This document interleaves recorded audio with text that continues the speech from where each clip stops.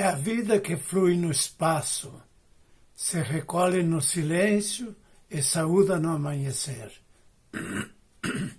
A vida na razão de viver, de trabalhar e de transformar. A vida como harmonia e ultrapassagem. A vida sempre, além dos horizontes de qualquer projeto. A vida nos passos ensaiados, no sorriso da criança, no caminhar firme do adulto e na sabedoria do idoso. A vida nos alimentos, a vida no vento, a vida nas águas e nos rochedos, a vida em milhões de seres que se movem no planeta, a vida na brisa, nos oceanos e no profundo dos pensamentos soltos, a vida que irrompe no mistério dos olhos felizes, nos sorrisos, nos rostos transfigurados, a vida que se torna exigência absoluta de cuidado no rosto do pobre, do oprimido, do excluído e do enfermo. Profunda e vibrante emoção de simplesmente existir. A visão biocêntrica emerge da vivência do princípio biocêntrico.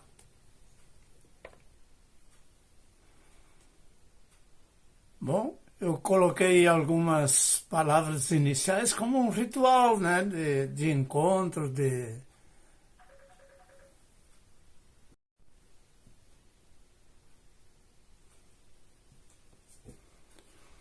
Estamos iniciando, então, a última etapa desse trabalho, dentro da metodologia que eu explicitei aqui, e essas palavras iniciais sobre a vida são parte de um ritual de gratidão, de louvor pela própria vida, né, que está nos propiciando tudo isso. Então, é com satisfação, novamente, que eu recoloco para vocês, né, essa abordagem, fazendo um esforço, quem sabe, didático, né, de encontrar uma forma mais simples de poder tornar acessível a compreensão dessa metodologia genial que iniciou em Aristóteles e que é redescoberta hoje por Capra. Então nós vamos ver, finalmente, em quarto lugar, qual é o sentido de tudo isso, né? Qual é o significado, qual é a finalidade, né, desse desenvolvimento todo de um potencial inerente à natureza humana, né?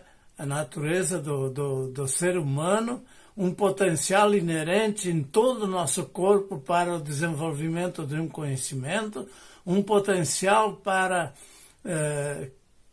gerar, para desenvolver, para fazer crescer, florescer, frutificar o próprio ser humano, através da individualidade, através da formação de grupos, através da formação de organizações e de instituições e assim por diante. Então, que sentido tem tudo isso?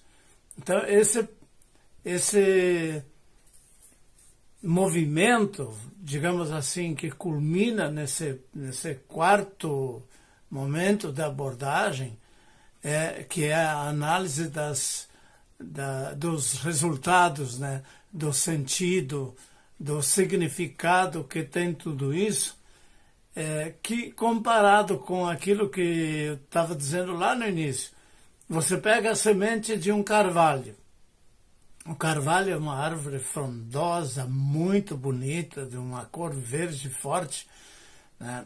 A semente do carvalho, no primeiro momento da nossa análise, ela contém em potencial genético, orgânico, imaterial, um potencial da árvore carvalho, né? Esse potencial está aí, né? Está paradinho, está indicado por uma série, digamos assim, de estruturas, tanto materiais como imateriais. E isso tudo está constituído em rede, como nós estamos dizendo. Colocado esse material no chão, né, no segundo momento da abordagem, seria colocar essa semente no chão, enterrá-la em condições que ela possa gerar, ela então vai entrar em movimento, né? No ser humano, essa semente vai desencadear um processo de geração, de desenvolvimento, de crescimento, né? que potencializa aquilo que está dentro de nós já em potencial. Um potencial que se renova, que se reitera, que é autopoético.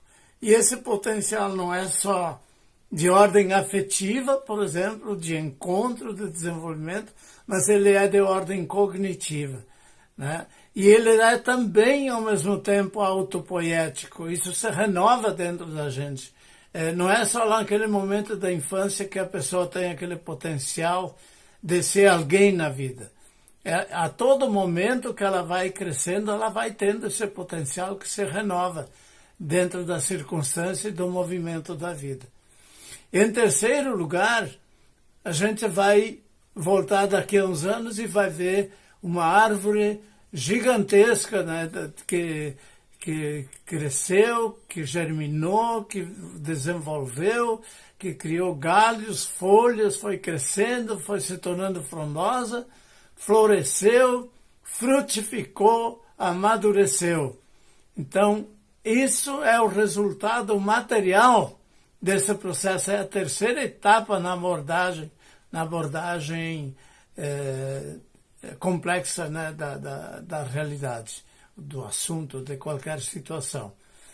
E por último, onde nós vamos chegar agora, nós vamos, então, na quarta etapa, perguntar, mas afinal de contas, para que serve tudo isso? Que finalidade tem? Que função ela está tendo no ambiente? Né? Que resultados ela está tendo para a ecologia vigente? Né? O que ela representa em termos de ornamento na natureza? O que ela representa na rearticulação da vida na Terra? O que ela representa no conjunto da natureza, né? Com um benefício para si mesma, para o ambiente, para as outras plantas que estão integradas com ela, assim por diante. E aí esse é o momento que nós vamos pegar para ver o que significa todo esse processo de desenvolvimento, né, do potencial da afetividade, que usa vários métodos para chegar, né, toda a metodologia da educação biocêntrica, da biodança, que permitem o desenvolvimento dessa árvore, né, dessa floresta, que vai ser os grupos, que vai ser as organizações, né, e que sentido isso tem para a vida humana, que sentido tem para a sociedade, que sentido tem para a própria vida, para o cosmos. É isso que nós vamos tentar colocar agora.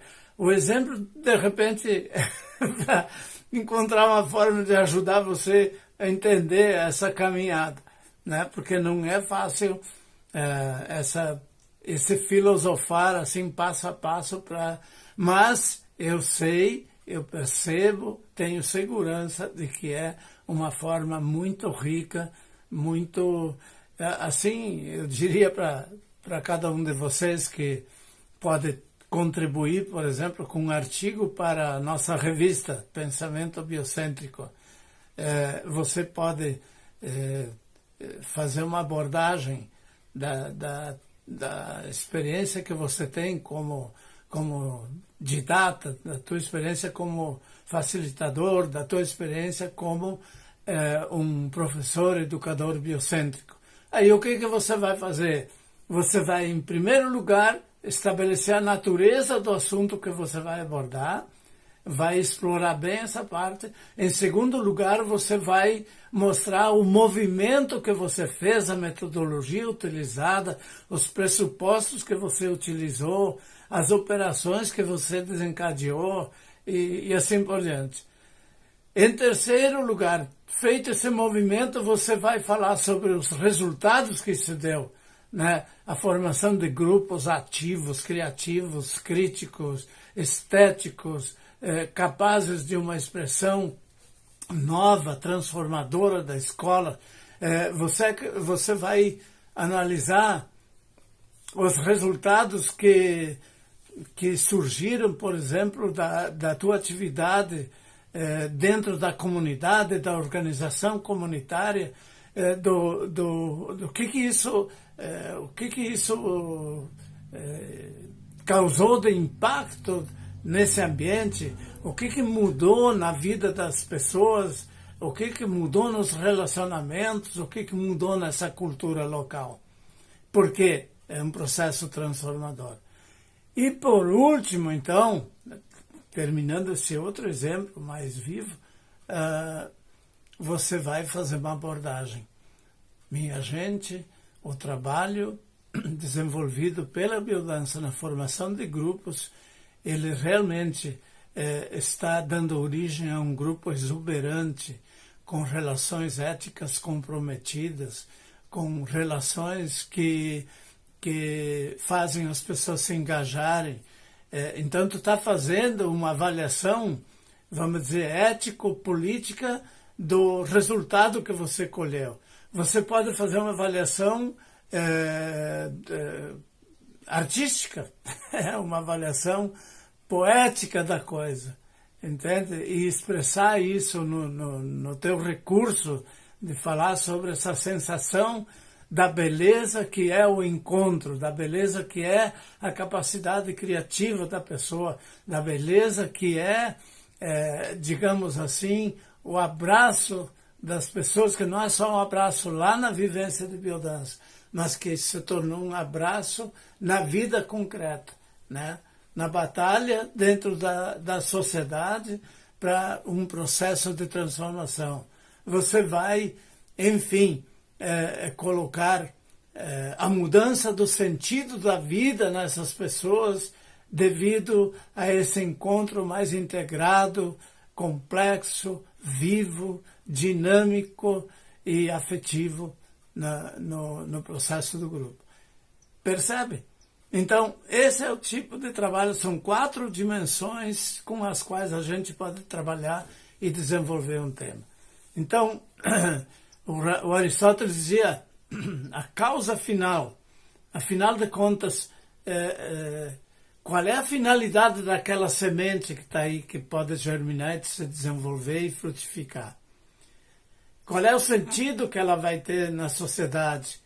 Qual é o sentido que ela vai ter na economia? Que sentido ela vai ter na ecologia? E assim por diante. E para nós, na abordagem do pensamento pedagógico biocêntrico, da categoria da inteligência afetiva, na análise da educação biocêntrica, em toda essa abordagem que nós estamos fazendo, qual é o sentido de tudo isso? Então, é possível a gente logo dizer, e todo mundo sabe, e por isso também a permanência no mundo da biodança, né, de uma vida biodançada, porque você já descobriu que o sabor da vida vem dessa nutrição afetiva uns com os outros. O sabor da vida vem da descoberta do teu potencial criativo, transformador, produtivo, né? A descoberta que você tem inúmeros potenciais que se estendem ao infinito, se você quiser, né? A descoberta de que existe muita alegria no encontro, no abraço, na troca, na proteção, na nutrição, no cuidado, na qualificação do outro. Então, você pode estar fazendo essa experiência na educação biocêntrica dentro da sala de aula e poder explicitar. Esse grupo é um grupo que se destaca pela capacidade que ele tem de expressar alegria dentro da escola. Ele mobiliza, ele é solidário, ele é criativo, ele é alegre, ele dança. Né? Assim você vai olhar o sentido. Meu Deus, minha gente, o fato de um grupo se consolidar e crescer, vamos dizer assim, germinar e crescer dentro de uma perspectiva criativa, transformadora, de conexão profunda, de amizade, de vínculo, é um potencial político muito forte. É aquilo que está faltando na nossa sociedade hoje, nessa tragédia de sociedade que a gente está vivendo hoje, nos extremos da patologia, que é a competição e a guerra instalada em tudo. Né? A coisa doentia, por exemplo, da campanha eleitoral que está sendo feita muitas vezes numa perspectiva de confronto, de uma visão do outro como inimigo, que deve ser destruído, que deve ser matado, que deve ser anulado, que deve ser excluído.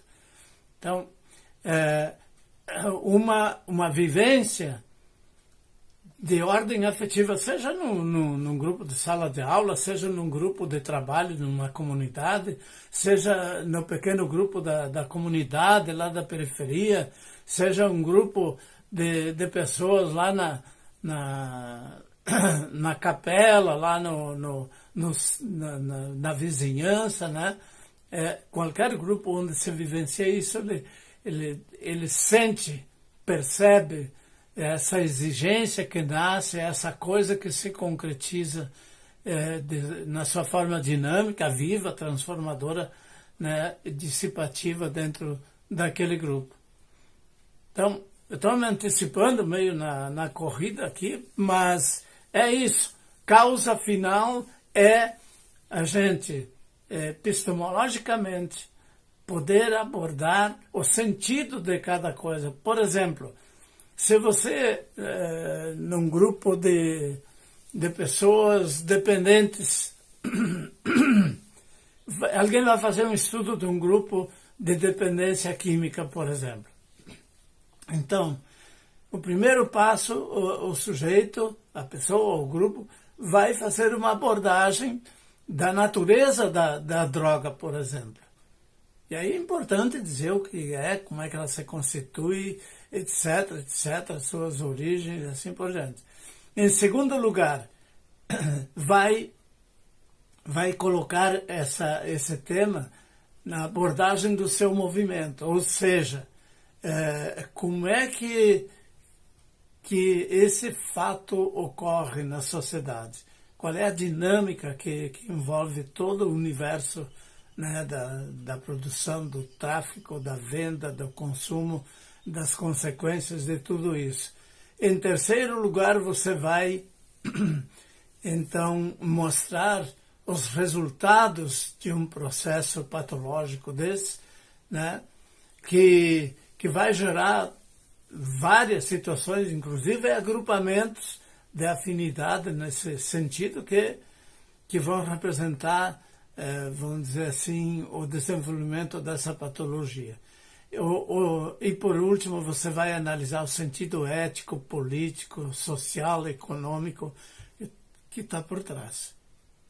Espero ter sido bem simples assim, mas esse tipo de trabalho, ele é, como eu disse, redondo, ele é dinâmico, ele é fluente, ele não é cansativo e ele aborda essa totalidade dinâmica, porque nunca um assunto fica fechado, nunca um conhecimento é definitivo, nunca a vida acabou num determinado ponto.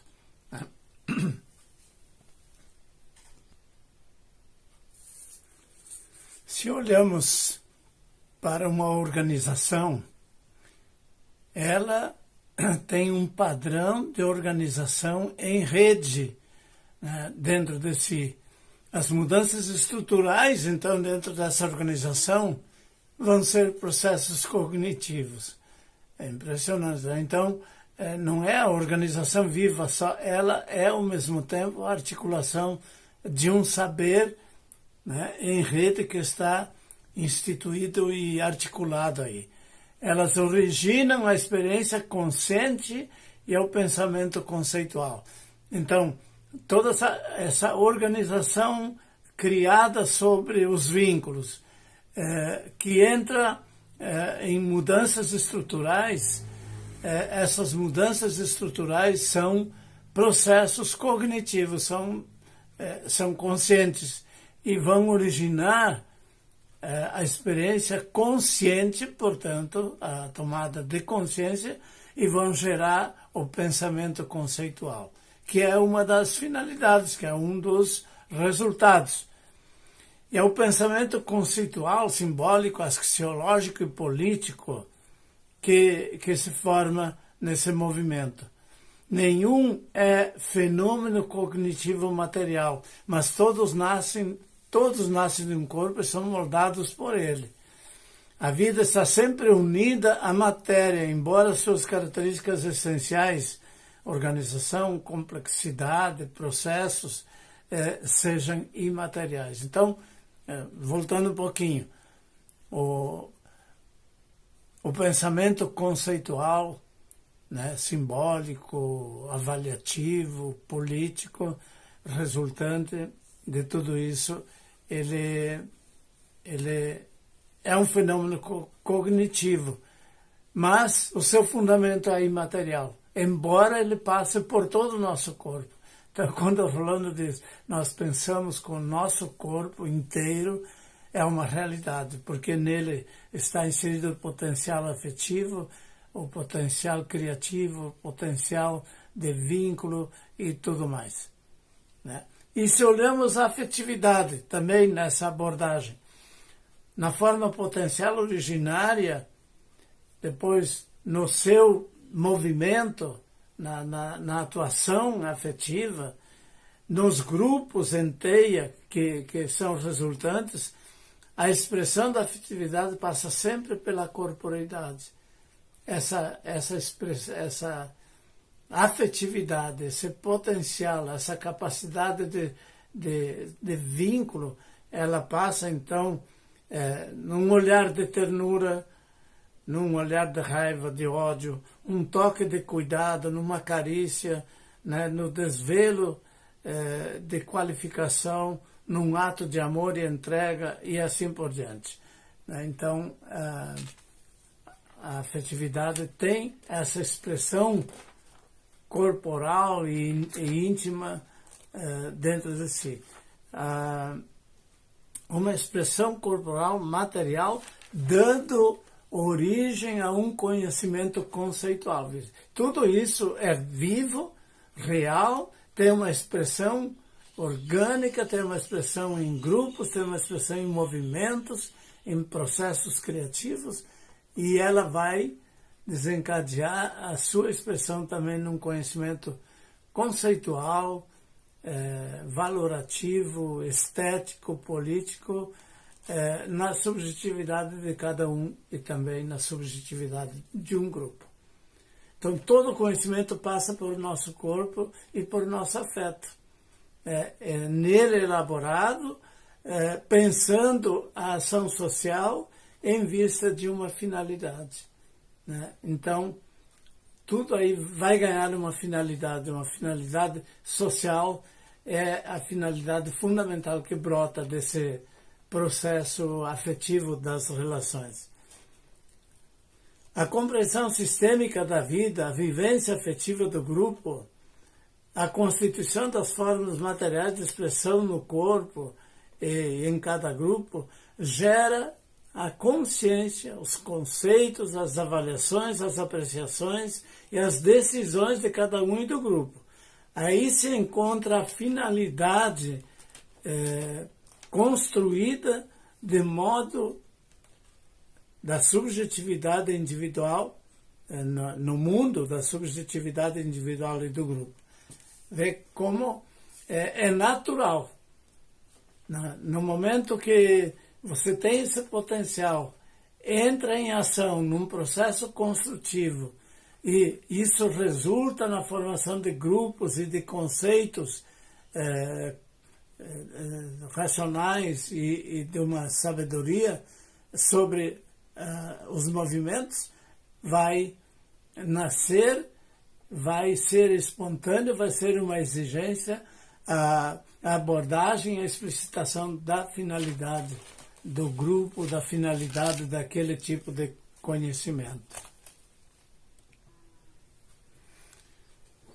A partir de toda essa vivência, vamos dizer, desse processo vivo, resultou uma forma de conhecimento nova que está se explicitando, que está começando a se desenvolver.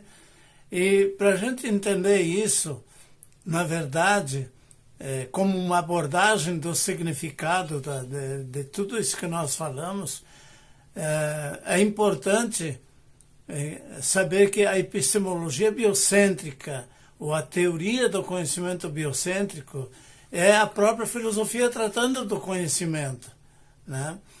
Em educação e filosofia da educação, a epistemologia seria o estudo crítico de vários métodos didático-pedagógicos, principalmente esses métodos dinâmicos, da dialogicidade, da complexidade, da integração afetiva, assim por diante. A epistemologia biocêntrica, então, é um processo de conhecimento integrador da razão, da emoção, dos sentidos e dos instintos. Veja, então, a finalidade, o sentido que teve tudo isso.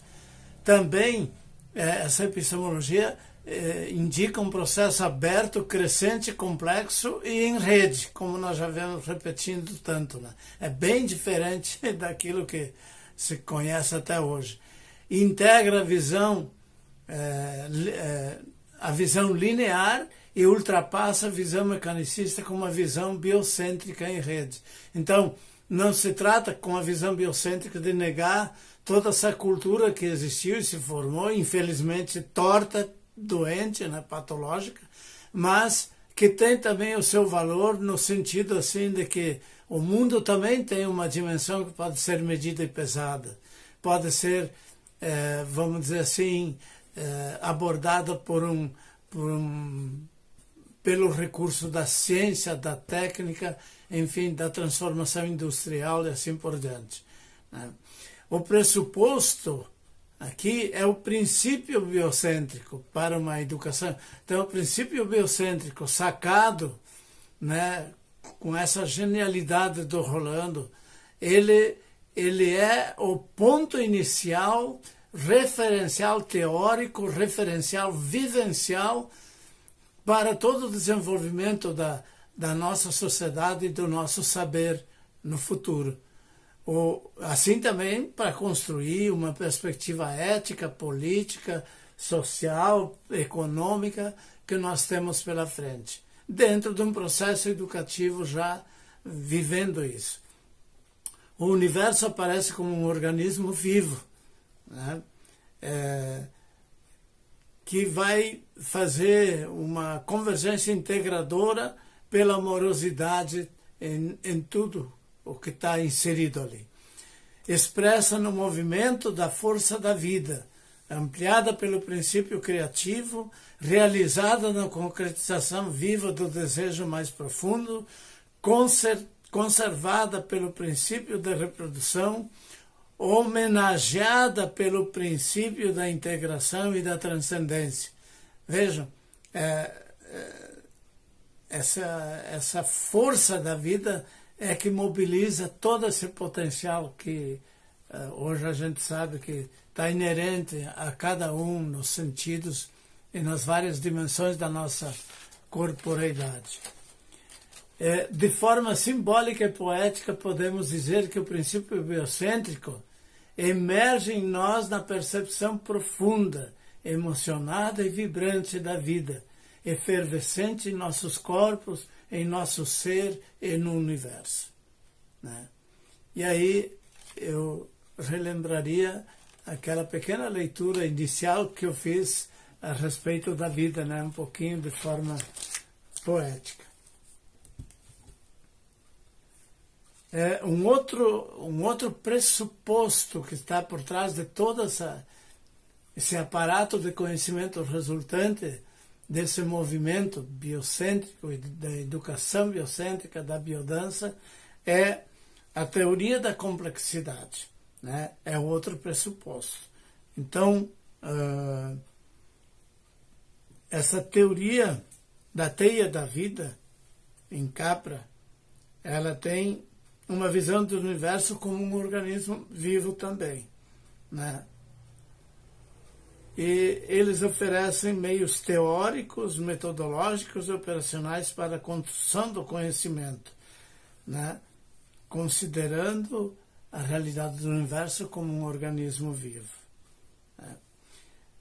E continuando na teoria da complexidade, vocês vão encontrar, vamos dizer, uma visão de mundo complexa também em Edgar Morin, né? Com uma epistemologia, com uma teoria do conhecimento. Então, a complexidade em Morin seria um instrumento epistemológico e operacional, né? Porque ele considera também o universo como um organismo vivo. Tá? Propõe uma abordagem dos conhecimentos da realidade como redes integradas e complexas. Tá?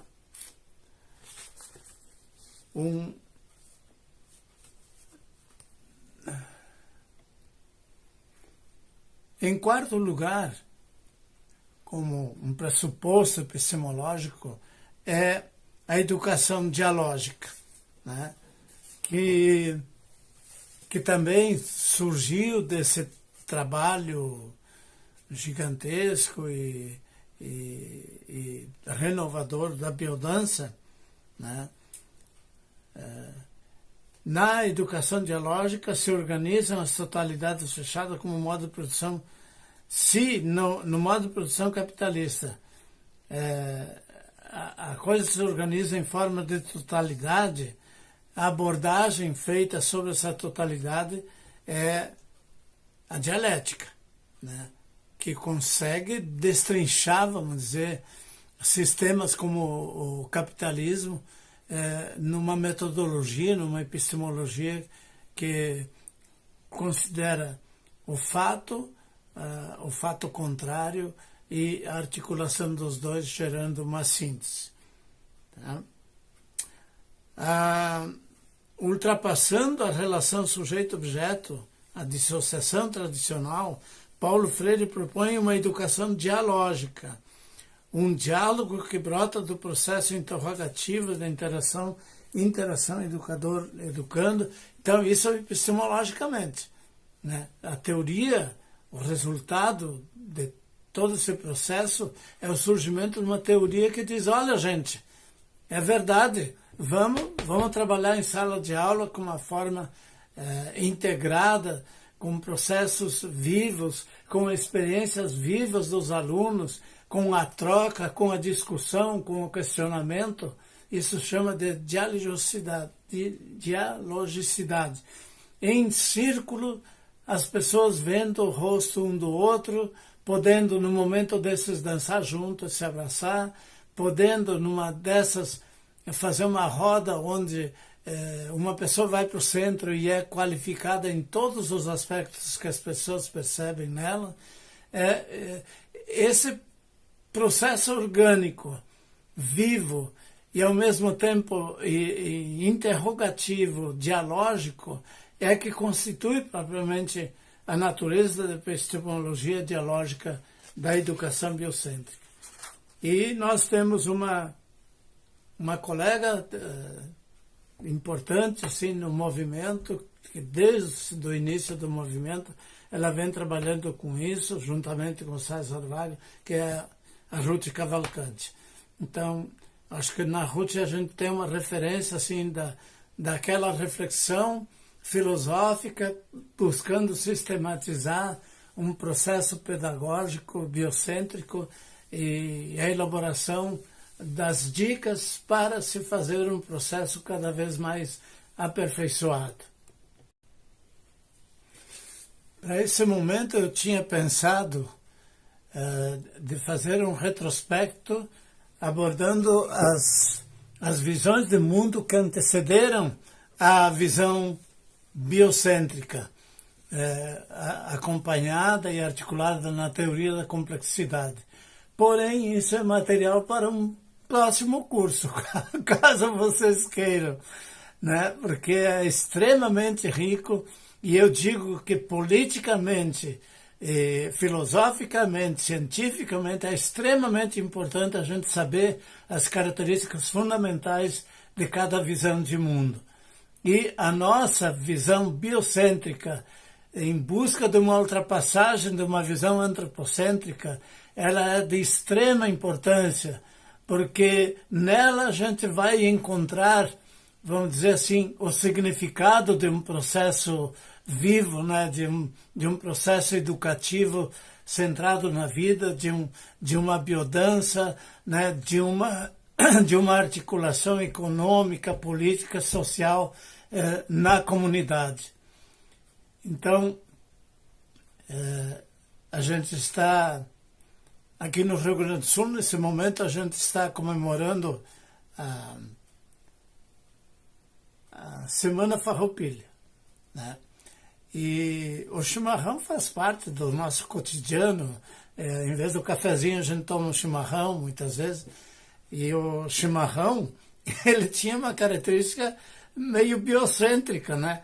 Lá no universo originário das nossas tribos indígenas, que em círculo eles tomavam o chá da erva como forma ritual, como meio de estímulo, assim, para uma conexão maior com a realidade.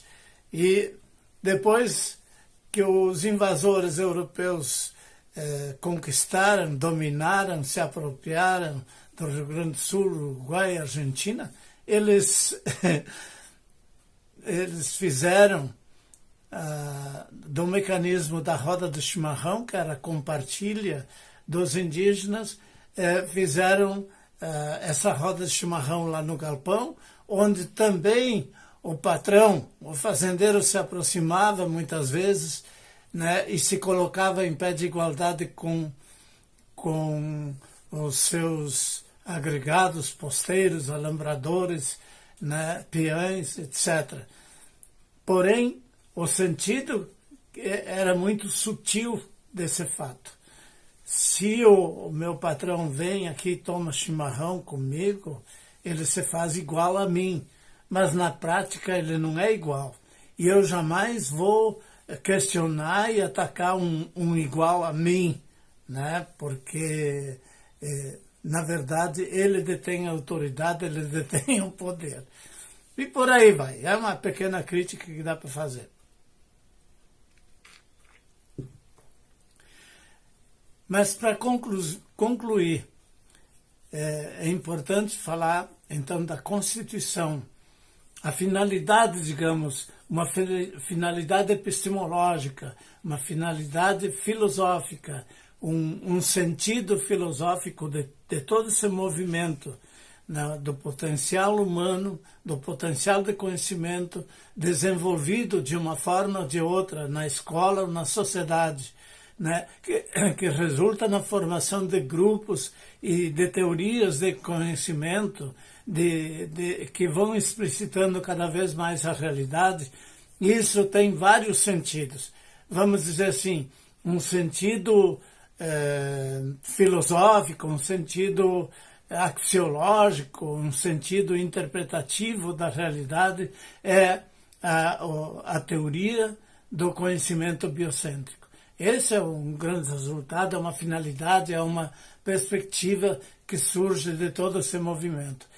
Basta ver que o movimento de biodança, da educação biocêntrica, ofereceram, juntamente com as teorias da complexidade que servem de apoio metodológico para isso, ofereceram a possibilidade de uma nova visão de mundo articulada a partir do princípio biocêntrico e no centro dessa teoria a afetividade e não mais a racionalidade lógica, matemática do outro sistema, né? O sentido que tem todo esse processo mostra que nós temos como resultado o surgimento de uma nova ética, de novos valores, de novas exigências políticas e sociais que vão sendo incorporadas aos poucos. E quando a gente se depara com uma vivência, com uma experiência de conexão afetiva,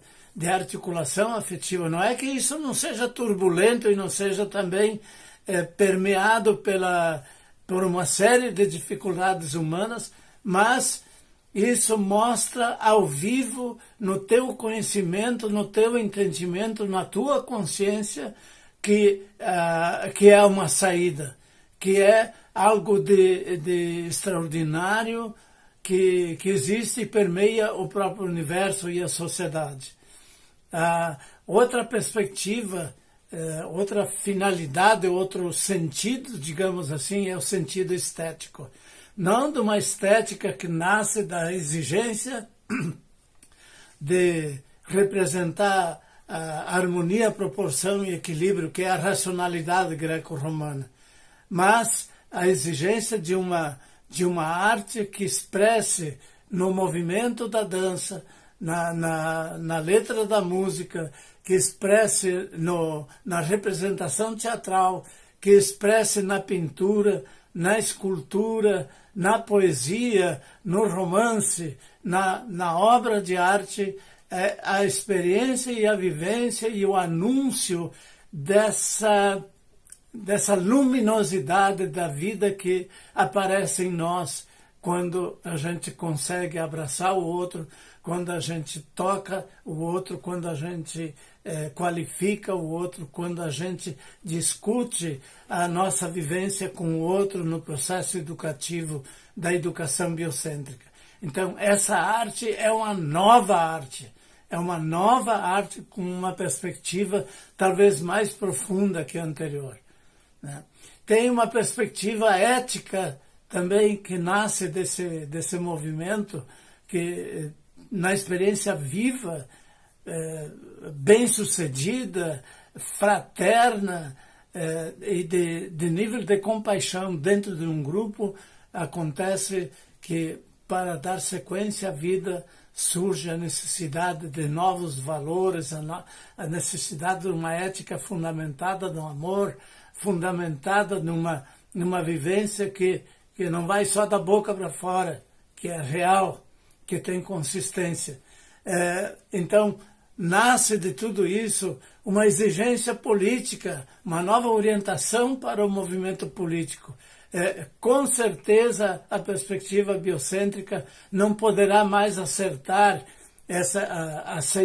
uma democracia representativa, mas terá que aceitar e incorporar uma política integradora, viva, integrada com a minha participação e poder de decisão. Então, as grandes assembleias, os grandes movimentos de decisão dos destinos do povo, referenciados no amor, na solidariedade, na justiça, no bem, na alegria, é que vai ser a nova ética para permear a política. Então, essa divisão dos poderes, que já foi alguma coisa que a burguesia conseguiu construir, né? Essa divisão dos poderes terá que ser superada por uma integração de poderes incorporada pelo cidadão, pela pessoa consciente, pela pessoa que está vivenciando e pela pessoa que economicamente é a outra perspectiva que deve nascer da visão biocêntrica, é uma nova forma de economia integrada com a natureza, integrada com a realidade, integrada com a nossa Mãe Terra, né, com um sentido de cuidado profundo e sensível do trabalhador com suas máquinas na produção dos alimentos, na produção e no reflorestamento, na recuperação das águas e das fontes, né, no processo, vamos dizer assim, de construção da habitação conforme a criatividade e genialidade de cada um. Tudo isso é a perspectiva, é a finalidade, é o endereço, digamos, que nos aponta uma perspectiva educativa. E nesse ponto, claro que eu vou mencionar que nós, no mundo da biodança, né, muitas vezes a gente se depara com disputas de poder, a gente se depara com mesquinharias, se depara com competições, se depara com limitações. E elas fazem parte Nós somos originários de uma cultura pobre, doente, esfarrapada, né, que perdeu o sentido da vida numa miséria de acumulação de coisas que não satisfaz a ninguém também. O importante, a alegria de uma sociedade viria da saciedade da sua fome, da criatividade em produzir o novo, viria da capacidade de decidir junto e de uma forma discutida com os valores referenciais nascidos dessa vivência, dessa experiência. Parece incrível assim que todos os grandes homens, as grandes religiões, todos convergem novamente, inclusive Rolando, no meu ponto de vista, converge para a perspectiva da compaixão, convergem para a perspectiva da iluminação, convergem para uma perspectiva da integração da dança, da vida, né? Desculpem, me emociono porque é uma riqueza tão grande que está pela frente, que eu não sei por que a gente está tão atrasado, né, na caminhada. Mas, vamos lá, são realidades que fazem parte da nossa vida. Outra perspectiva que você vê nessa vivência e nessa construção, né, da biodança, da educação biocêntrica, de novos movimentos, é a perspectiva, vamos dizer, de um passo maior na direção da sanidade, da integração e da iluminação, né? O homem de hoje, mais do que nunca, está sentindo a necessidade de poder se conectar com a essência mesmo da própria vida, né? Que é isso que o mistério nos evoca, né? Esse excesso de luminosidade que está no íntimo do nosso ser, né? Que está no íntimo da natureza, que está no íntimo, quem sabe, de um Criador de tudo isso.